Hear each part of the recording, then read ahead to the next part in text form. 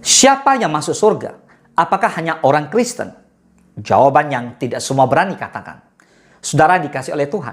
Pertanyaan ini bukan hanya sering diajukan oleh orang non-Kristen, tetapi juga oleh banyak orang percaya yang tulus mencari sebuah kebenaran.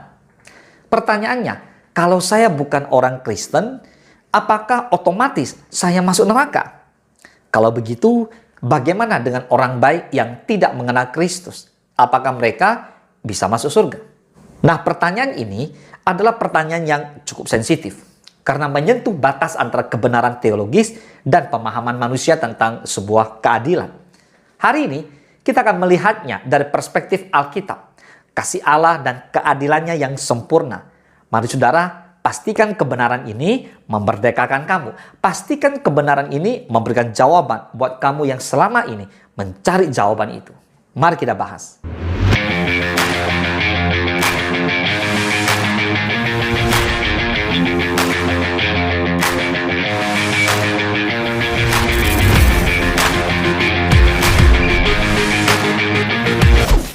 Yang pertama, dasar utamanya adalah keselamatan hanya dalam Yesus Kristus.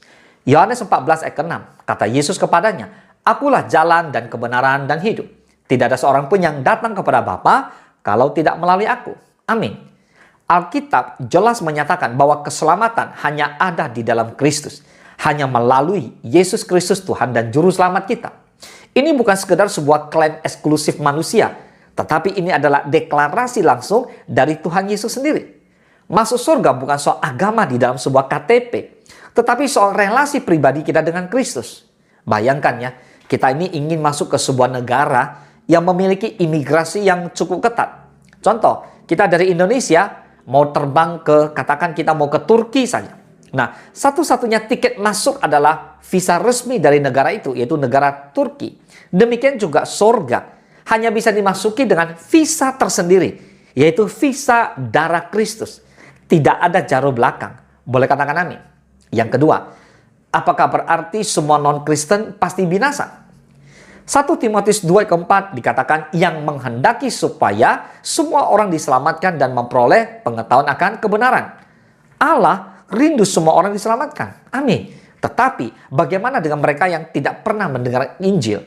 Nah, di Roma 1 ke 20, sebab apa yang tidak nampak daripadanya, yaitu kekuatannya yang kekal dan keilahiannya, dapat nampak kepada pikiran dari karyanya sejak dunia diciptakan, sehingga mereka tidak dapat berdahly. Nah, poin pentingnya di sini. Ada orang yang mungkin tidak mengenal nama Yesus secara historis, tetapi hati mereka merespon terang yang Allah berikan itu. Contoh seperti kisah Cornelius yang tertulis di Kisah Para Rasul 10 adalah contoh sebelum ia mengenal Kristus, ia mencari Allah, berdoa dan memberi sedekah. Lalu Tuhan mengutus Petrus untuk membawa Injil kepadanya. Apa yang terjadi Bapak Ibu semua? Perhatikan baik-baik. Hari-hari ini banyak orang yang diutus oleh Tuhan ke dalam kehidupan saudara, baik secara langsung maupun lewat media sosial, lewat TV nasional dan lewat apa saja. Oleh sebab itu, Allah itu adil. Siapapun yang sungguh-sungguh mencari Dia akan dibimbingnya menemukan kasih Kristus itu. Katakan amin. Dan yang ketiga, kesalahan umum yang terjadi, orang mengira masuk surga hanya karena label agama. Matius 7 ayat 21, bukan setiap orang yang berseru kepadaku, Tuhan, Tuhan, akan masuk ke dalam kerajaan surga, melainkan dia yang melakukan kehendak Bapakku yang di surga.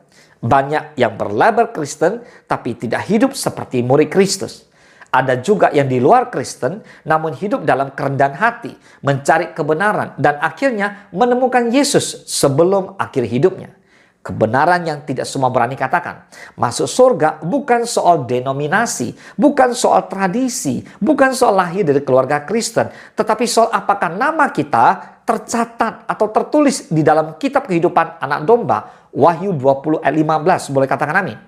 Oke, sekarang yang keempat, bagaimana Allah menilai manusia? Kita lihat yang pertama, melalui respon terhadap terang yang diterimanya. Lukas 12 ayat 47 dan 48 katakan, adapun hamba yang tahu akan kehendak tuannya tetapi yang tidak mengadakan persiapan atau tidak melakukan apa yang dikehendaki tuannya, ia akan menerima banyak pukulan. Tetapi barang siapa yang tidak tahu akan kehendak tuannya dan melakukan apa yang harus mendatangkan pukulan, ia akan menerima sedikit pukulan. Setiap orang yang kepadanya banyak diberi, daripadanya akan banyak dituntut, dan kepada siapa yang banyak dipercayakan, daripadanya akan lebih banyak lagi dituntut. Saudara, orang yang mendapat banyak kesempatan mendengarkan Injil, tanggung jawabnya besar loh. Artinya, semakin dia sering mendengar Injil, semakin banyak dituntut. Apakah dia sungguh-sungguh kepada Kristus? Orang yang sedikit tahu akan diadili sesuai dengan terang yang ia miliki. Mulai mengerti? Oleh sebab itu, kalau hari ini saudara belum mengenal Kristus, belum menerima Yesus bahkan sebagai Tuhan dan Juru Selamat, ada caranya Tuhan menemukan saudara.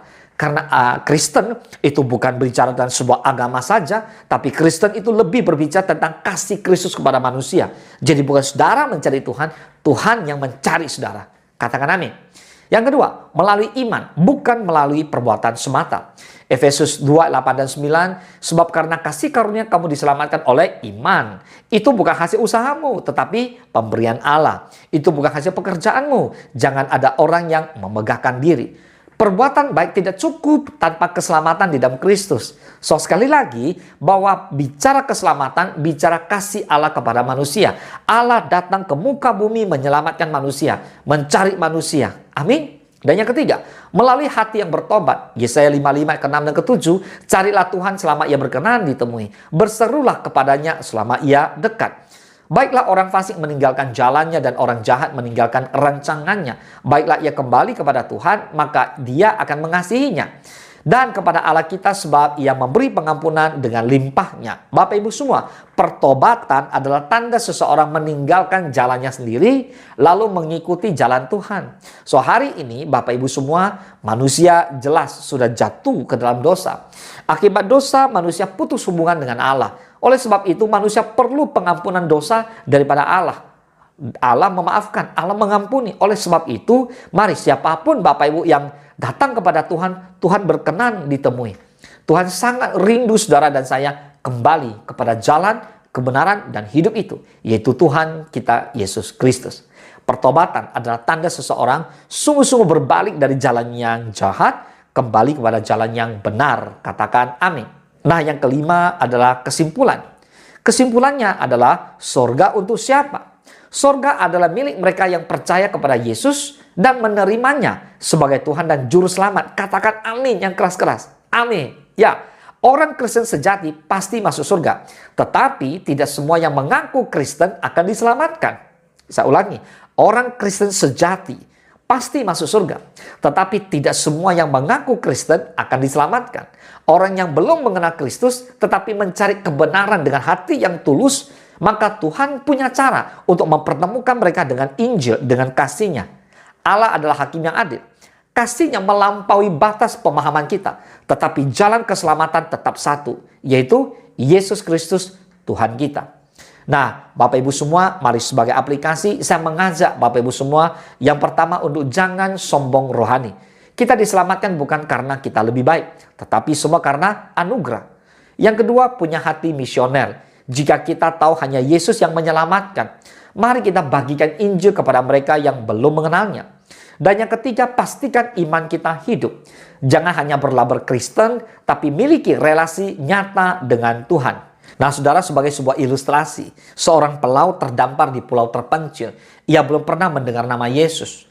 Lalu suatu malam ia berdoa kepada Sang Pencipta yang ia rasakan ada. Bulan berikutnya, badai membawa kapal misi yang terdampar di pulau itu. Lalu misionaris datang mengajarkan Injil dan ia percaya kepada Kristus sebelum meninggal.